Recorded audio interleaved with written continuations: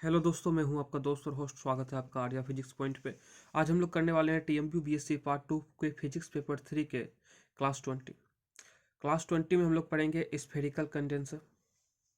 तो spherical condenser होता क्या है? स्फेरिकल कंडेंसर जो होता है तो वो circular concentric spherical shells type का होता है। सर्कुलर टाइप का एरिया होता है। इसमें क्या होता है? स्फेरिकल कंडेंसर, स्फेरिकल कंडेंसर समझिए, स्फेरिकल होता है। ये जो होता है दो कंसेंट्रिक स्फेरिकल सेल्स को मिला के बनाया जाता है। ठीक है। तो a spherical condenser consist of two concentric spherical shells containing any dielectric medium. और उन दोनों के बीच में क्या होता है? एक डाइलेक्ट्रिक मीडियम होता है।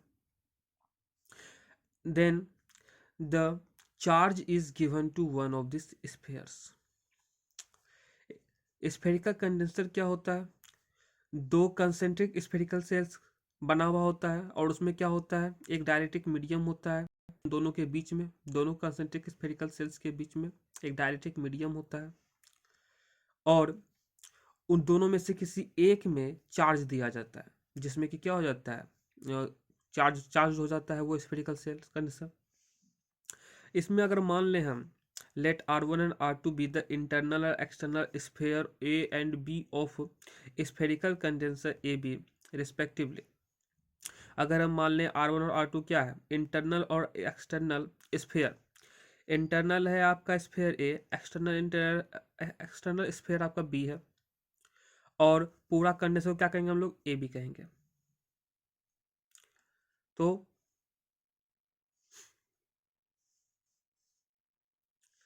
Be the ready of internal and ये R1 and R2 be the ready of, लिख दीजिए, be the ready of the internal and external spheres A and B of a spherical condenser AB respectively, and epsilon the permittivity of the medium. इसके अंदर जो dielectric medium था ए और B के बीच में, कंडेंसर ए और बी के बीच में क्या होता है? एक डायलेक्ट्रिक मीडियम होता है। उसका क्या मान लें अगर हम? परमिटिविटी एप्सिलॉन है। Lying between them let the charge plus Q is given to the inner sphere A. तो क्या बोले? दोनों स्फेयर में से किसी एक में चार्ज दिया जाता है। हम लोग मान लेते हैं कि प्लस क्यू चार्ज जो है स्फेयर ए में दिया जाता है। And V1 and V2 be the potentials of the sphere A and B respectively. एक कंसेंट ए का क्या है? V1 पोटेंशियल है और बी का V2 पोटेंशियल है। तो let V be the potential of any point at a distance R from a centre O between the spheres. हम लोग मान लेते हैं भी कोई पोटेंशियल है पॉइंट सेंटर O से R दूरी पर किसी पॉइंट का, बिटवीन द स्फीयर्स, दोनों स्फीयर के बीच में। The potential at point P only depends upon R and Laplace equation is. जो यहाँ पोटेंशियल P है, पोटेंशियल भी जो है पॉइंट P पर, ये सिर्फ R पे डिपेंड करेगा। और इसका लेप्लेस इक्वेशन क्या होगा? 1/r² इंटू डेल बटे del r of R² del V del r equal to 0। कैसे? हम लोग लेप्लेस इक्वेशन पढ़ चुके हैं 3D में। हम लोग 3D में लेप्लेस इक्वेशन ये पढ़ चुके हैं। हम लोग यहाँ पर सिर्फ R के रिस्पेक्ट में जाएं तो थीटा और फाई क्या हो जाएगा? 0 हो जाएगा। और सिर्फ 1/r² डेल बटे del r into of R² del V बटे डेल आर इक्वल टू क्या हो जाएगा? 0 हो जाएगा। सेपरेटली इक्वल करें तो आगे हम इसको सॉल्व करते हैं तो क्या हो जाएगा? Del R² del V by del r equal to 0। जब दोनों तरफ इंटीग्रेट करेंगे तो 0 का इंटीग्रेशन क्या हो जाएगा? कांस्टेंट। और डेल का इंटीग्रेशन क्या हो जाएगा? उसमें डेल हट जाएगा। तो यहाँ पर C1 क्या है? इंटीग्रेशन कांस्टेंट है। तो डी भी इक्वल टू हो जाएगा CN/R² इंटू डी आर। अगर उसको अगेन इंटीग्रेटिंग करें तो डी भी का हो जाएगा भी। और 1/r² क्या होता है? -1/r होता है। तो भी इक्वल टू हो गया -C1/r + C2। इसको इक्वेशन 1 मान लिया। यहाँ पे C2 भी क्या है, अनदर इंटीग्रेशन कांस्टेंट है। The values of C1 and C2 are determined by using the following boundary condition. अगर हम लोग बाउंड्री कंडीशन यूज करें तो C1 और C2 का वैल्यू निकाल लेंगे। अगर हम R इक्वल टू R1 लें तो V इक्वल टू क्या लेंगे, V1। तो फ्रॉम इक्वेशन 1 वी हैव, मेरे पास क्या हो जाएगा, हमारे पास V1 equal to minus C1/R plus C2, इसको इक्वेशन 2 मान लेते हैं।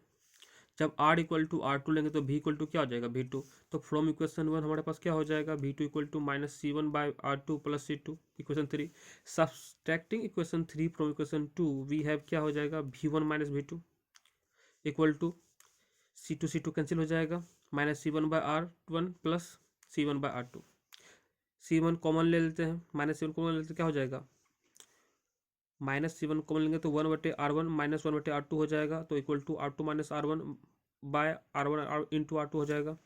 तो C1 इक्वल टू क्या हो जाएगा, R1 R2 into V1 minus V2 by R2 minus R1। Putting the value of C1 in equation 1, इस जो C1 का वैल्यू है इसको इक्वेशन 1 में पुट करते हैं यहाँ पे, तो कर दिए हम लोग। We know the electric intensity at any point is equal to the negative potential gradient at that point. हम लोग क्या जानते हैं, हम लोग जानते हैं कि जो निगेटिव वो इलेक्ट्रिक इंटेंसिटी किसी पॉइंट का क्या होता है, वो उस पॉइंट के नेगेटिव पोटेंशियल ग्रेडियंट के इक्वल होता है। तो E इक्वल टू क्या हो जाएगा, माइनस dV/dr, और E इक्वल टू क्या हो गया, plus R1 R2 into V1 minus V2 by R² into R2 minus R1, यह हो जाएगा। V का वैल्यू निकाल लिए हम लोग, तो इक्वल टू क्या हो जाता है, माइनस dV/dr, और 1/r का डिफरेंशियल क्या हो जाएगा, -1/r², माइनस इंटू माइनस क्या हो जाएगा, यहाँ पर प्लस हो जाएगा। According to Gauss theorem the electric intensity at any point near the charge sphere is given by क्या होता है, इक्वल टू सिग्मा/एप्सिलॉन। गॉस थ्योरम के अनुसार इलेक्ट्रिक इंटेंसिटी किसी भी पॉइंट का चार्ज स्फीयर के पास का क्या होता है, इक्वल टू सिग्मा/एप्सिलॉन, और E इक्वल टू Q/σ/A हो गया, क्योंकि सिग्मा इक्वल टू क्या होता है, Q/A होता है। तो सिग्मा इक्वल टू क्या हो जाएगा, Q/A, और एप्सिलॉन का एप्सिलॉन। इसको इक्वेशन 6 मान लिया। Area of the surface of the sphere कितना होता है, 4πr² होता है। From equation 6 A equal to क्या हो जाएगा, Q/4πr² एप्सिलॉन, इसको इक्वेशन 7 मान लेते हैं। फ्रॉम इक्वेशन 5 एंड 7 हमारे पास क्या है, 5 कहाँ पर है, 5 में E का वैल्यू यहाँ पर है, 7 में E का वैल्यू यहाँ पर है, दोनों को इक्वल कर देते हैं, दोनों इक्वल हो जाता है। तो जो कैंसिल होता है उसको कैंसिल करते हैं, सिर्फ R² कैंसिल होता है। तो Q/V1 माइनस V2 की इक्वल टू क्या होता है, 4πε R1 R2 by R2 minus R1। By the definition the capacity of spherical condenser is given by क्या हो जाएगा, C इक्वल टू, डेफिनेशन के अनुसार स्फेरिटी ऑफ कैपेसिटी ऑफ जो स्फेरिकल कंडेंसर है वो कितना हो जाएगा, Q/V1 माइनस V2। तो Q/V1 माइनस V2 का वैल्यू कितना है, इतना है। तो C इक्वल टू हो जाएगा इतना, 4πε R1 R2 by R2 minus R1। यही क्या है, this is the required expression for the capacity of A spherical condenser. यही क्या है, एक्सप्रेशन है capacity of A spherical condenser का। तो यहाँ पर आपका क्या हुआ, कंडेंसर कंप्लीट हो गया और मैथमेटिकल फिजिक्स भी कंप्लीट हो गया। अब हम लोग स्टार्ट करने वाले हैं theory of relativity. Theory of relativity में हम लोग सबसे पहले पढ़ेंगे माइकलसन मोरले एक्सपेरिमेंट, फिर Lorentz transformation equation and its consequences, addition of velocities, Doppler's effect, aberration of mass velocity. ये तो आपका एग्जाम में आने वाला क्वेश्चन हुआ, और भी हम लोग पढ़ेंगे। तो चैनल को लाइक शेयर एंड सब्सक्राइब कीजिए। मिलते हैं नेक्स्ट वीडियो में। Tata see you, signing out, God bless you all.